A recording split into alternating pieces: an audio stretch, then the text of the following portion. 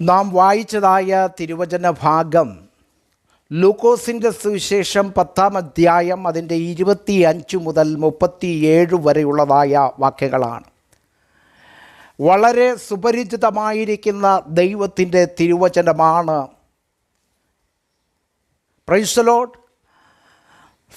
മിക്കവാറും എല്ലാവരും സൺഡേ സ്കൂളിനൊക്കെ പഠിക്കുകയും വളരെയധികം പ്രസംഗങ്ങൾ ഈ വേദഭാഗത്തിൽ നിന്ന് കേട്ടിട്ടുള്ളവരുമാണ്.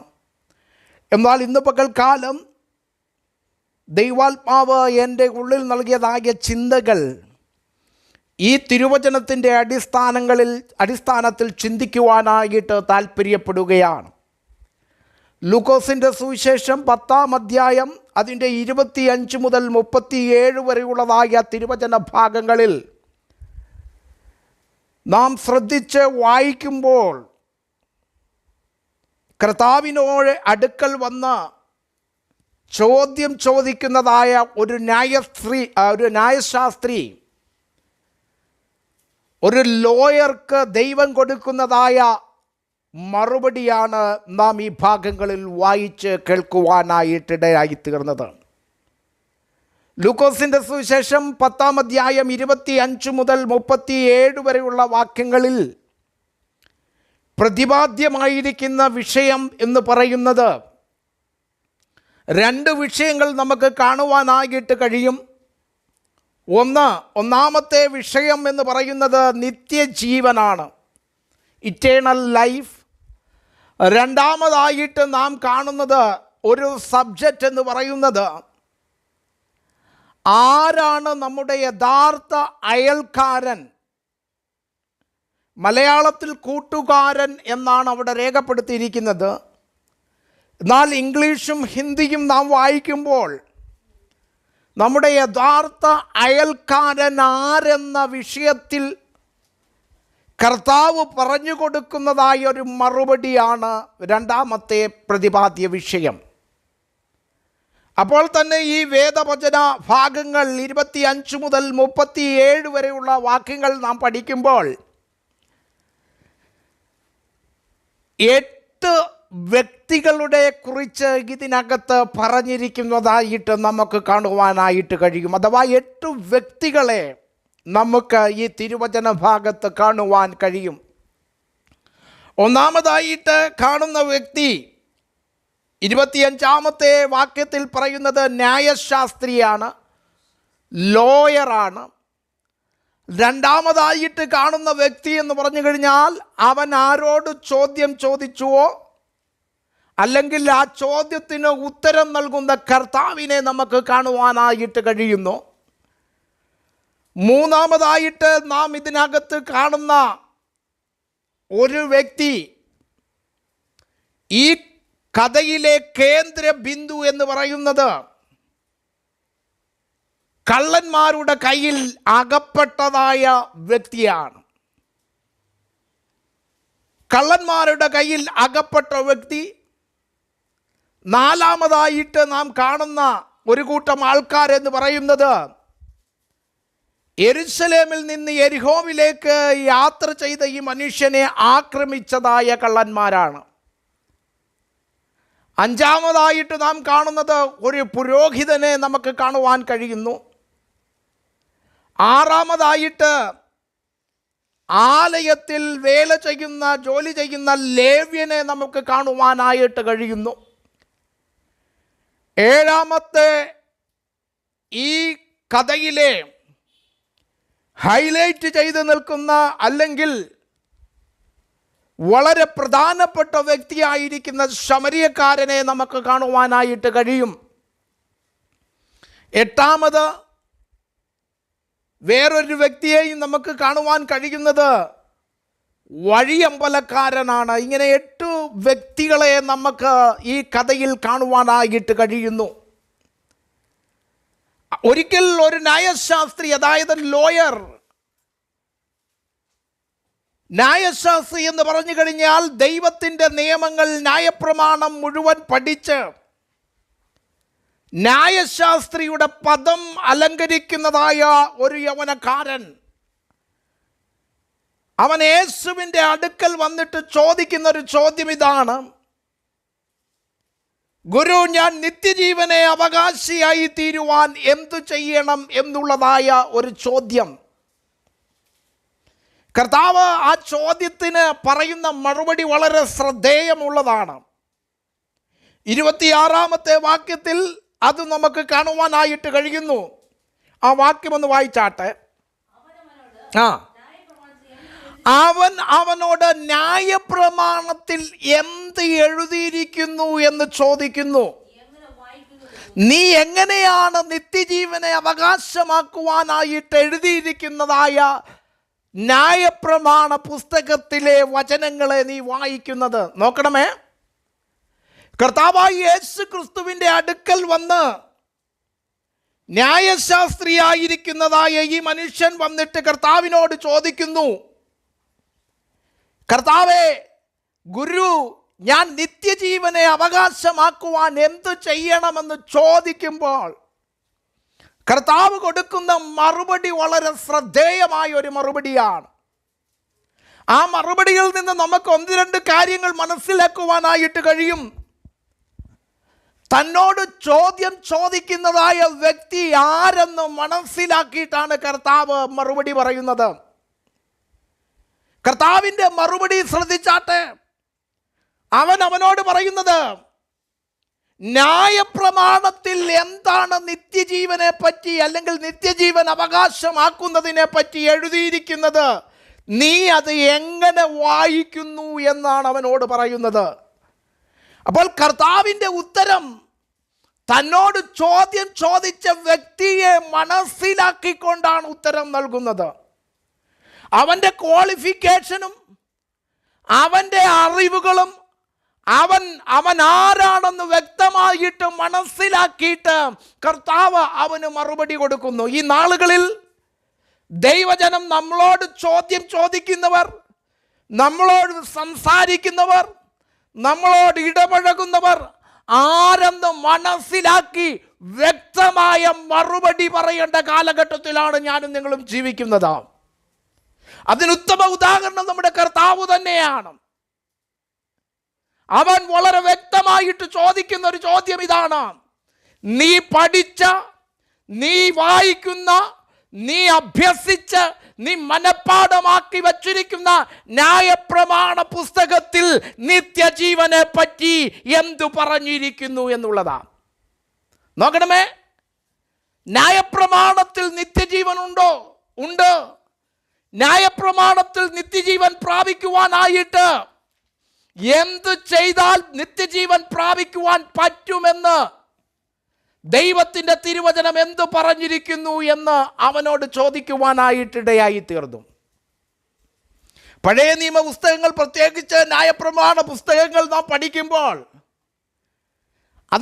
അതിൽ നിന്ന് 3 വിഷയങ്ങൾ നമുക്ക് എടുത്ത് ചിന്തിക്കുവാനായിട്ട് ഇടയായി തീരും. പഴയ നിയമം, അതായത് പഴയ നിയമത്തിലെ പുറപ്പാട് പുസ്തകം എന്ന് പറയുന്നത് ഇസ്രയേൽ ജനത്തിൻ്റെ രക്ഷയെ സാക്ഷാത്കരിക്കപ്പെടുന്നതായ പുസ്തകമാണ്.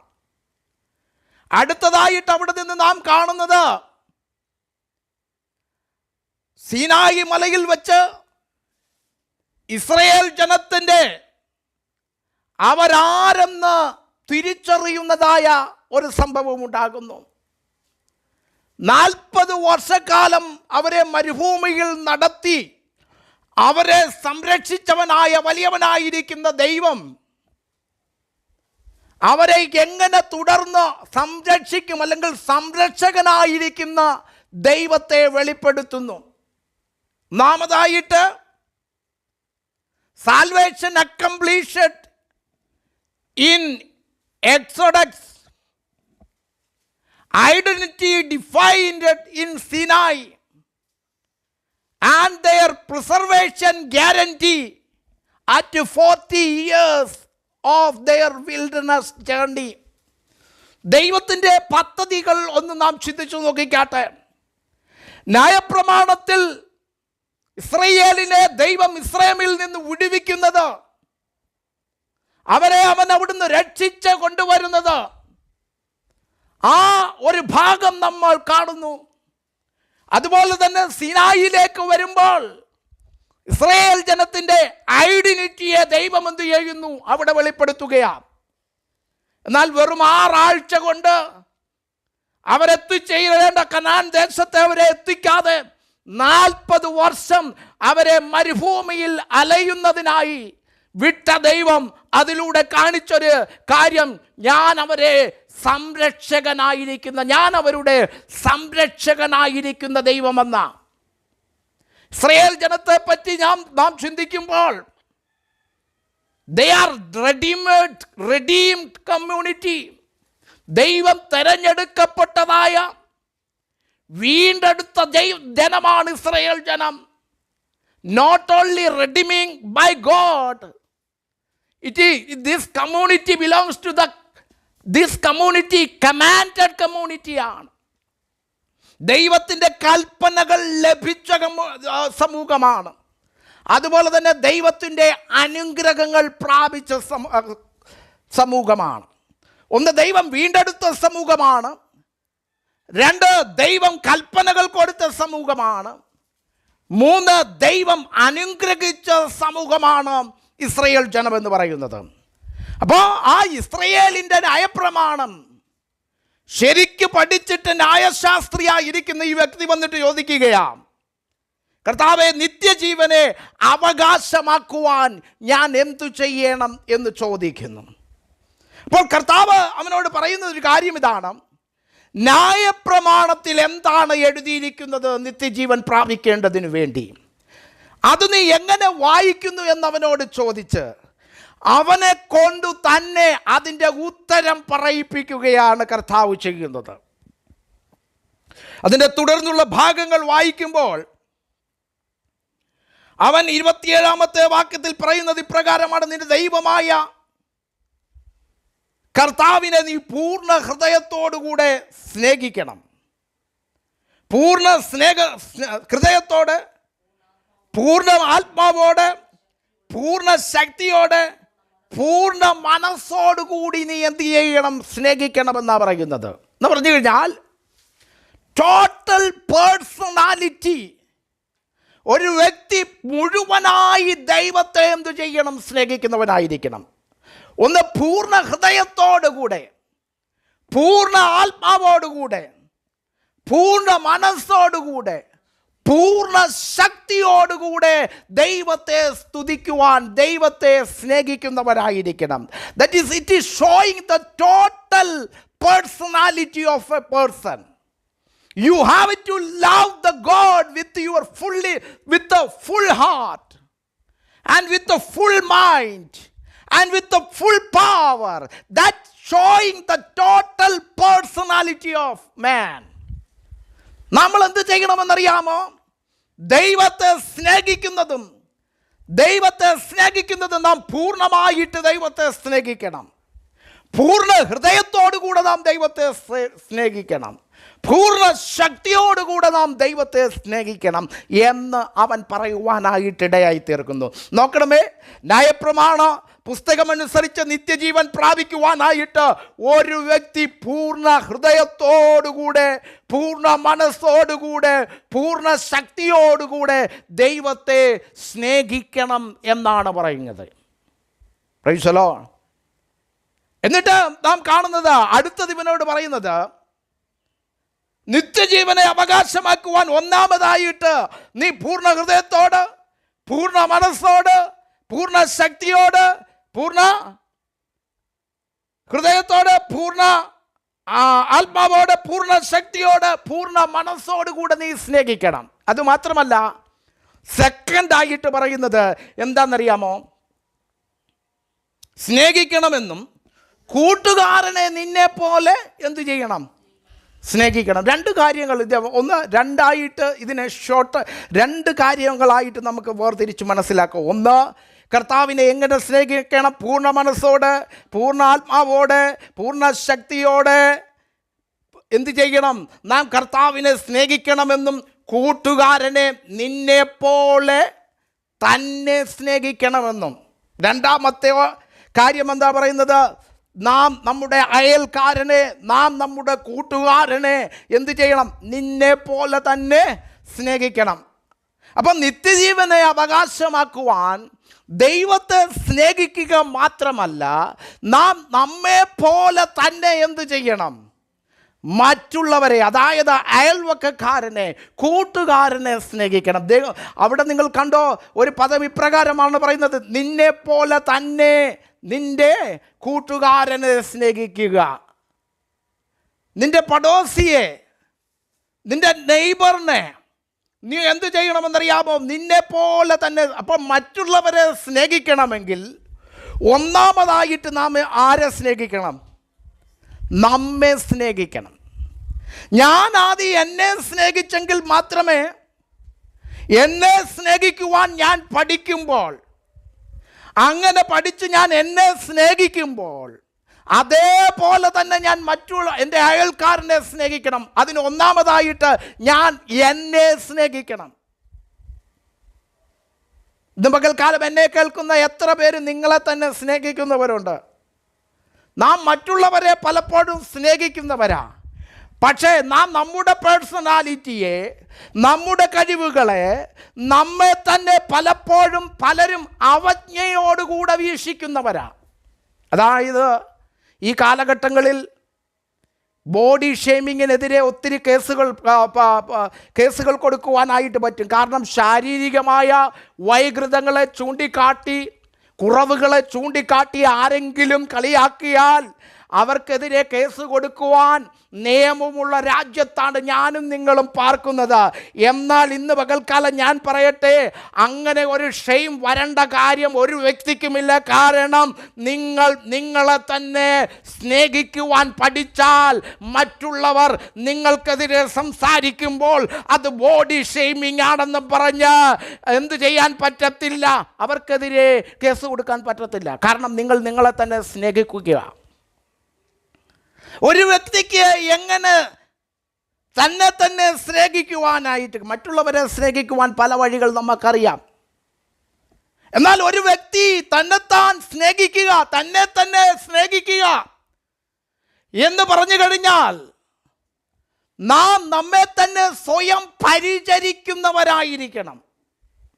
ദാവീദ് ഒരിക്കൽ പറഞ്ഞു, ദൈവം എന്നെ അത്ഭുതവും അതിശയകരമായി നീ എന്നെ സൃഷ്ടിച്ചിരിക്കയാൽ ഞാൻ നിന്നെ എന്തു ചെയ്യുന്നു? മഹത്വപ്പെടുത്തുന്നു. അപ്പോൾ ദൈവത്തിൻ്റെ സൃഷ്ടിയായിരിക്കുന്ന ഞാൻ എന്നെ തന്നെ സ്നേഹിക്കുക എന്ന് പറഞ്ഞു കഴിഞ്ഞാൽ സ്വയം പരിചരിക്കുന്നതായ ഒരു രീതി നമുക്കുണ്ടാകണം. നാം നമ്മെ തന്നെ സ്വയം പരിശീലിപ്പിക്കുന്ന ഒരു സ്വയം പരിചരണം. നാം നമ്മുടെ കഴിവുകളിൽ നാം എന്ത് ചെയ്യണം? നമ്മുടെ ആരോഗ്യപരമായ കാര്യങ്ങളിൽ നമ്മൾ അതിർവരമ്പുകൾ വച്ച് എപ്പോഴും ഒരു പോസിറ്റീവായ തിങ്കിങ്ങിൽ നമ്മുടെ പ്രതികൂലങ്ങൾ, നമ്മുടെ മുമ്പിൽ വരുന്ന അവസ്ഥകളെ നാം തരണം ചെയ്യുമ്പോൾ നമുക്കുണ്ടാകുന്ന നേട്ടങ്ങളിൽ, ദൈവം നമുക്ക് നൽകിയ നേട്ടങ്ങൾ, നമ്മുടെ ജീവിതത്തിൽ നമുക്ക് ദൈവം നൽകിയ കഴിവുകളിൽ നാം ഒരു സംതൃപ്തിയുള്ളവരായിരിക്കണം. നമ്മുടെ നേട്ടങ്ങളിൽ നാം സംതൃപ്തിയുള്ളവരായിരിക്കണം. നമ്മുടെ നേട്ടങ്ങളെ നാം സെലിബ്രേറ്റ് ചെയ്യുന്ന ഒരു തലമുറയായിട്ട് നമ്മൾ മാറണം. അതുമാത്രമല്ല, നമ്മുടെ ആവശ്യങ്ങൾക്ക് മുൻഗണന കൊടുത്ത് നമ്മുടെ ആവശ്യങ്ങളെ നിറവേറ്റുവാൻ നാം ശ്രദ്ധാലുക്കളായി ജീവിക്കേണ്ടതായ ഒരു കാലഘട്ടമാണ്. ഇങ്ങനെയൊക്കെ ഈ പറയപ്പെട്ടതായ രീതികളിൽ നമ്മളോടുള്ള സ്നേഹം പലപ്പോഴും നമ്മൾ പ്രദർശിപ്പിക്കുന്ന സ്നേഹം മനുഷ്യന് പ്രദർശിപ്പിക്കുവാനായിട്ട് കഴിയും. നാം നമ്മെ തന്നെ സ്നേഹിക്കുക എന്ന് പറഞ്ഞു കഴിഞ്ഞാൽ നമുക്കറിയാമല്ലോ, നമ്മുടെ ശരീരത്തിനും നമ്മുടെ മനസ്സിനും നമ്മുടെ ആരോഗ്യസ്ഥിതിക്കും വേണ്ടതായ കാര്യങ്ങൾ നാം ചെയ്യുമ്പോഴാണ് നാം നമ്മെ തന്നെ എന്തു ചെയ്യുന്നു? നമ്മുടെ സ്നേഹം പ്രകടിപ്പിക്കുവാനായിട്ട് കഴിയുന്നത്. കാരണം നാം നമ്മെ എപ്രകാരം സ്നേഹിക്കുന്ന ഒന്ന്, നാം മറ്റുള്ളവരെ സ്നേഹിക്കണമെങ്കിൽ നാം നമ്മെ തന്നെ സ്നേഹിക്കുവാൻ പഠിക്കണം. കാരണം പലപ്പോഴും ആൾക്കാർ നിരാശപ്പെടുന്നതായ ഹല്ലേലൂയ അവരുടെ ജീവിത സാഹചര്യം, ദൈവമേ എന്തുകൊണ്ടാണ് എനിക്കിങ്ങനെ ഒരു ജീവിത സാഹചര്യങ്ങൾ തന്നത്, എന്തുകൊണ്ടാണ് എൻ്റെ ശരീര വലിപ്പം ഇങ്ങനെയായി പോയത്, എന്തുകൊണ്ടാണ് എൻ്റെ രീതികൾ ഇത്തരത്തിലായതെന്ന് പറഞ്ഞ്, എന്തിനിങ്ങനെ എനിക്കൊരു ജന്മം തന്നു എന്ന് പറഞ്ഞ് പലപ്പോഴും മനുഷ്യൻ സ്വയം ശപിക്കുന്നവരായിട്ട് മാറാറുണ്ട്. എന്നാൽ ഇന്ന് പകൽക്കാലം എന്നെ കേൾക്കുന്നതായ പ്രിയ ദൈവജനമേ, ഞാൻ നിങ്ങളോട് പറയാം, നിങ്ങൾ ദൈവത്തിൻ്റെ സൃഷ്ടിയിലെ ഏറ്റവും മനോഹരമായിരിക്കുന്ന സൃഷ്ടിയാണ്. അതുകൊണ്ട് നിങ്ങൾ സ്വയം സ്നേഹിക്കുവാൻ പഠിക്കണം. ദാവീദ് പറഞ്ഞതുപോലെ ദൈവം എന്നെ അതിശയം അത്ഭുതവും അതിശയകരമായി സൃഷ്ടിച്ചിരിക്കുക. നോക്കണമേ, തൻ്റെ സൃഷ്ടിയെ പറ്റി ദൈവം അവന് കൊടുത്ത കാഴ്ചപ്പാട്. അവൻ പറയുകയാണ്, ഞാൻ ഈ ലോകത്തിൽ വെച്ച് ഏറ്റവും മനോഹരമായിരിക്കുന്ന ദൈവത്തിൻ്റെ സൃഷ്ടിയാണ്. നാം നമ്മെ തന്നെ എന്ത് ചെയ്യണം? സ്നേഹിക്കുവാൻ പഠിക്കണം. Praise the Lord. നാം നമ്മുടേതായ ആവശ്യങ്ങൾ, പ്രൈസ് ദി ലോർഡ്, ഹല്ലേലൂയ, കുറവുകൾ മനസ്സിലാക്കി അതുപോലെ തന്നെ നമ്മുടെ പ്രൈസ് ദി ലോർഡ് കാര്യങ്ങളിൽ നാം ശ്രദ്ധാലുക്കളായിട്ട് മുന്നോട്ട് പോകണം. അങ്ങനെയൊക്കെ ആകുമ്പോഴാണ് നമുക്ക് പറയുവാൻ പറ്റുന്നത്, പ്രൈസ് ദി ലോർഡ്, ഹല്ലേലൂയ, നമ്മൾ പ്രൈസ് ദി ലോർഡ്, നമ്മൾ നമ്മെ തന്നെ സ്നേഹിക്കുന്നവരാണ്. അല്ലാതെ സ്വയം ശപിച്ചുകൊണ്ട്, എന്തിന് ദൈവമേ എനിക്കിങ്ങനെ ഒരു ജീവിതം തന്നു, എന്തുകൊണ്ട് എൻ്റെ അവസ്ഥകൾ ഇങ്ങനെയായി മാറിപ്പോയി, എന്തുകൊണ്ടാണ് ഈ രോഗം എന്നെ പിടിച്ചത്, എന്തുകൊണ്ടാണ് എനിക്ക് ഈ ശാരീരികമായ ഈ അകാര വലിപ്പം തന്നത്, എന്തുകൊണ്ടാണ് എൻ്റെ ആകൃതി ഇങ്ങനായത്, എന്തുകൊണ്ടാണ് എൻ്റെ ശരീര അവയവങ്ങൾ ഇങ്ങനെ ആയത്, എന്തുകൊണ്ടാണ് അങ്ങനെ ചിന്തിച്ച് നാം നിരാശയുടെ വക്കിലേക്ക് പോകേണ്ട കാര്യമില്ല. ദൈവത്തിൻ്റെ തിരുവചനം പറയുന്നു, കർത്താവ് പറയുകയാണ്, ന്യായപ്രമാണത്തിൽ പുസ്തകത്തിൽ ഇങ്ങനെ പറയുകയാണ്, ആദ്യം നീ നിന്നെ സ്നേഹിക്കുവാൻ പഠിക്കണം. ഒന്നാമത് നീ നിന്നെ സ്നേഹിക്കാൻ പഠിക്കണം. രണ്ടാമത് നീ മറ്റുള്ളവരെ എന്ത് ചെയ്യണം? സ്നേഹിക്കണം. നിന്നെപ്പോലെ തന്നെ നിന്റെ കൂട്ടുകാരനെ സ്നേഹിക്കുവാൻ, നിന്നെപ്പോലെ തന്നെ നിന്റെ അയൽക്കാരനെ സ്നേഹിക്കുവാൻ. അതാണ് നാം മനസ്സിലാക്കേണ്ടത്. നമ്മൾ എപ്പോഴും പ്രൈസ് ദി ലോർഡ്, നാം നമ്മളെക്കുറിച്ച് ഒരു അഭിമാനം കൊള്ളുന്ന വ്യക്തികളായിരിക്കണം. ഇവിടെ കർത്താവ് പറയുന്നു, പ്രൈസ് ദി ലോർഡ്, ന്യായപ്രമാണം പറയുന്നത് ഇപ്രകാരമാണ്: പൂർണ്ണ മനസ്സോട്, പൂർണ്ണ ഹൃദയത്തോട്, പൂർണ്ണ ആത്മാവോടുകൂടെ, പൂർണ്ണ ശക്തിയോടുകൂടെ നീ ദൈവത്തെ സ്നേഹിക്കണം. രണ്ടാമതായിട്ട് നീ നിന്നെപ്പോലെ തന്നെ നിൻ്റെ അയൽക്കാരനെയും സ്നേഹിക്കണം എന്ന് അവനോട് പറയുവാനായിട്ടിടയായി തീർന്നു. അപ്പം നിത്യജീവൻ പ്രാപിക്കുവാൻ ന്യായപ്രമാണ പുസ്തകത്തിൽ പറഞ്ഞിരിക്കുന്ന രണ്ട് കാര്യങ്ങളാണ് ആ യൗവനക്കാരൻ കർത്താവിനോട് മറുപടിയായിട്ട് പറഞ്ഞു. എന്നാൽ അടുത്ത ഒരു ചോദ്യം അവൻ ചോദിക്കുന്നത് ഇപ്രകാരമാണ്. അതിൻ്റെ 29-ാമത്തെ വാക്യത്തിൽ അവൻ പറയുന്നു, തന്നെത്താൻ നീതീകരിക്കുവാൻ ശ്രമിച്ചിട്ട് അവൻ എന്ത് ചോദിക്കുന്നു? എൻ്റെ കൂട്ടുകാരൻ ആർ എന്ന് ചോദിക്കുന്നു. Who is my neighbour? എൻ്റെ കൂട്ടുകാരൻ ആരാണെന്ന് അവൻ എങ്ങനെ ചോദിച്ചത്? തന്നെത്താൻ നീതീകരിക്കുവാൻ, തന്നെത്താൻ നീതീകരിപ്പാൻ ഇച്ഛിച്ചിട്ടാണ് ഈ മനുഷ്യൻ എന്ത് ചെയ്യുന്നത്? കർത്താവിനോട് ഈ ചോദ്യം ചോദിക്കുന്നത്. തന്നെത്താൻ നീതീകരിപ്പാൻ ഇച്ഛിച്ചിട്ട് അവൻ ചോദിക്കുന്ന ചോദ്യം ഇതാണ്: എൻ്റെ അയൽക്കാരൻ ആരാണ്? നോക്കണമേ, ഇതിനകത്ത് ഏകദേശം 8 വ്യത്യസ്ത ആൾക്കാരെ നാം കണ്ടു. ന്യായശാസ്ത്രിയെ കണ്ടു, കർത്താവിനെ കണ്ടു, കള്ളന്മാരുടെ ആക്രമണത്തിനിരയായ വ്യക്തിയെ നാം കണ്ടു, കള്ളന്മാരെ കണ്ടു, പുരോഹിതന്മാരെ കണ്ടു, ലേവ്യരെ കണ്ടു, ശമര്യക്കാരനെ കണ്ടു, വഴിയമ്പലക്കാരനെ കണ്ടു. ഈ വ്യക്തികൾക്കെല്ലാം ചില പ്രത്യേകതകൾ. ഇവരുടെ ന്യായശാസ്ത്രിയെ നോക്കുമ്പോൾ ഇവൻ്റെ പ്രത്യേകത, ഇവൻ ന്യായപ്രമാണം പഠിച്ചവനാ. തന്നെയല്ല 29-ാമത്തെ വാക്യത്തിൽ പറയുന്നു, തന്നെത്താൻ നീതീകരിക്കുവാൻ ഇച്ഛിക്കുന്ന മനുഷ്യനാണ്. തന്നെത്താൻ നീതീകരിക്കുന്ന ഇച്ഛിച്ചുകൊണ്ട് അവൻ ചോദിക്കുക, എൻ്റെ അയൽക്കാരൻ ആരാ? അപ്പോൾ കർത്താവ് പറയുന്ന ഒരു മറുപടിയാണ് താഴെ തുടർന്ന് നാം കാണുന്നത്. ഒരു മനുഷ്യൻ യെരുശലേമിൽ നിന്ന് എരിഹോവിലേക്ക് യാത്ര ചെയ്യുമ്പോൾ കള്ളന്മാരുടെ കയ്യിൽ അകപ്പെട്ട് അവരെന്ത് ചെയ്തു? അവൻ്റെ വസ്ത്രം അഴിച്ച് അവനെ മുറിവേൽപ്പിച്ച് അർത്ഥപ്രാണാവസ്ഥയിൽ വിട്ടിട്ട് പോയി. പിന്നീട് അതിലെ ഒരു പുരോഹിതൻ കടന്നു വരുന്നു, ഇവനെ കണ്ടിട്ട് മാറി കടന്നു പോകുന്നു. വേറൊരു ലേവ്യൻ അതിലെ കടന്നു വരുന്നു, അവനും അതുപോലെ ഇവനെ കണ്ടിട്ട് മാറി കടന്നു പോകുമ്പോൾ ഇതാ അടുത്തത് ഒരു ശമരിയക്കാരൻ അങ്ങോട്ട് കടന്നു വരികയാണ്. ഈ ശമരിയക്കാരൻ വന്നിട്ട് ചെയ്യുന്ന ഒരു പ്രത്യേകതയുണ്ട്. ശമരിയക്കാരൻ്റെ ഒരു പ്രത്യേകത, പ്രൈസ് ഹല്ലേലൂയ, അവൻ എന്ത് ചെയ്തെന്നറിയാമോ? അവൻ വന്ന് ഇവനെ കണ്ട് മനസ്സലിഞ്ഞ്, പ്രൈസ് ലോർഡ്, അവൻ്റെ മുറിവുകളെ കെട്ടി, പ്രൈസ് ലോർഡ്, അവനെ വഴിയമ്പലത്തിൽ കൊണ്ടുചെന്നു ചെയ്യുന്നതായ ഒരു മനുഷ്യൻ. എന്നിട്ട് ഇവനോട് ചോദിക്കുന്ന ഒരു ചോദ്യം ഇതാണ്, ഇവരിൽ ആരാണ് ഈ കള്ളന്മാരുടെ കയ്യിൽ അകപ്പെട്ടതായ മനുഷ്യന് അയൽക്കാരനായി തീർന്നതെന്ന് ചോദിക്കുമ്പോൾ അവൻ എന്ത് മറുപടിയാണ് അവിടെ പറയുന്നത്? 36-ാമത്തെ വാക്യത്തിൽ ഇപ്രകാരം പറയുന്നു, കള്ളന്മാരുടെ കയ്യിൽ അകപ്പെട്ടതായ ഈ മൂവരിൽ ഏവൻ കൂട്ടുകാരനായി തീർന്നു എന്ന് നിനക്ക് തോന്നുന്നു എന്ന് ചോദിച്ചപ്പോൾ 37-ാമത്തെ വാക്യത്തിൽ അവൻ പറയുന്നത്, അവനോട് കരുണ കാണിച്ചവൻ ആരാണ് ഇരിക്കും എൻ്റെ അയൽക്കാരൻ എന്നുള്ളതിന് ഒരു നല്ല ഡെഫിനിഷനാണ് കർത്താവ് ഇവിടെ പഠിപ്പിക്കുന്നത്. നിന്റെ അയൽക്കാരൻ ആരായിരിക്കണമെന്നറിയാമോ? നിന്നോട് കരുണ കാണിക്കുന്ന വ്യക്തി. മുറിവേറ്റ് ആരും സഹായമില്ലാതെ അർത്ഥപ്രാണാവസ്ഥയിൽ കിടന്ന ഈ വ്യക്തിയെ സഹായിക്കുവാനായിട്ട് അവൻ്റെ ആവശ്യ സമയത്ത് കടന്നു ചെല്ലുന്നവനാണ് അയൽക്കാരൻ എന്ന് പറയുന്നത്. അയൽക്കാരൻ എന്ന് പറഞ്ഞാൽ ഒരു മനസ്സലിവുള്ളവനായിരിക്കണം, കരുണയുള്ളവനാ. ഞാൻ ഈ ദൈവത്തിൻ്റെ തിരുവചനം പഠിച്ചപ്പോൾ ആരായിരിക്കണം അയൽക്കാരൻ, ആരാണ് അയൽക്കാരൻ എന്നുള്ള ചോദ്യങ്ങൾക്ക് മറുപടിയാണ് കർത്താവ് ഇവിടെ പറയുന്നത്.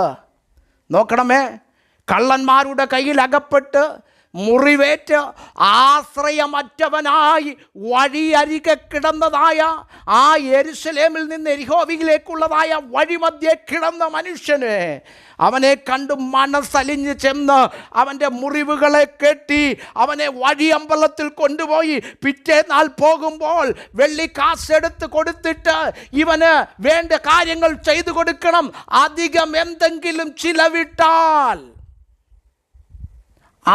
എന്തെങ്കിലും ചിലവിട്ടാൽ ഞാൻ മടങ്ങി വരുമ്പോൾ തന്നുകൊള്ളാമെന്ന് പറഞ്ഞ് പോകുന്ന ഈ മനുഷ്യനാണ് ഏറ്റവും നല്ല അയൽക്കാരന് ഉദാഹരണം. നോക്കണമേ, യെരുശലേമും ശമര്യയുമായിട്ട് ആ കാലഘട്ടങ്ങളിൽ വളരെയധികം ശമര്യരുടെ പട്ടണങ്ങളിൽ യഹൂദന്മാർ കടക്കത്തില്ല.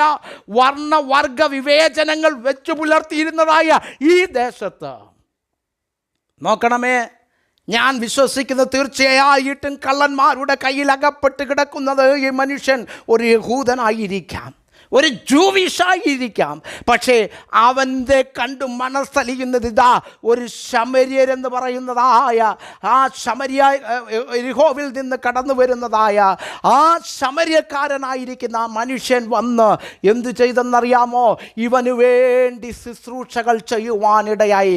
ഇവനെ തൻ്റെ വാഹനം മൃഗത്തിൽ കയറ്റുവാനായിട്ടിടയായി തീർന്നു. കർത്താവ് ഇവനോട് ചോദിച്ചു, ഈ മൂവരിൽ ആരാകുന്നു? കണ്ടിട്ട് മാറി കടന്നു പോയവനാണോ? പ്രയാസങ്ങൾ പ്രതികൂലങ്ങൾ അയൽക്കാർക്കുണ്ടാകുമ്പോൾ മുഖം തിരിച്ചിട്ട് ഞാൻ അവൻ്റെ അയൽക്കാരനാണെന്ന് പറയുന്ന നീ ഒരിക്കലും അയൽക്കാരനല്ല. നമ്മുടെ സഹപാഠിക്ക്, നമ്മുടെ പടോസിക്ക്, നമ്മുടെ നെയ്ബറിന് ഒരു ബുദ്ധിമുട്ടുണ്ടാകുമ്പോൾ പ്രൈസ് ഹല്ലേലൂയ അവൻ്റെ ആവശ്യങ്ങളിൽ തുണയായിട്ട് നിൽക്കുന്ന ഒരു വ്യക്തിയാണോ നിങ്ങൾ? നിങ്ങൾ ഒരു അയൽക്കാരനാണ്, നിങ്ങളൊരു നല്ല കൂട്ടുകാരനാണ്.